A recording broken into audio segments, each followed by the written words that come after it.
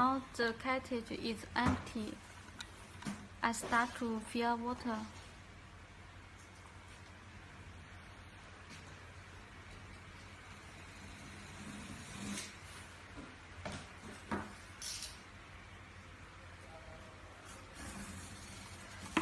You can see now it's full of water.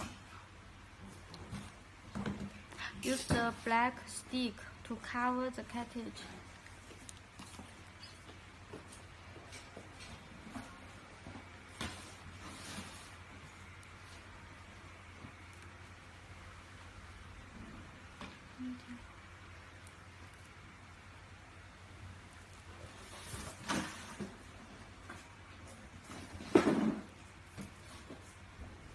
Okay, it's okay.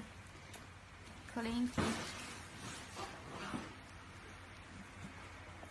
Okay.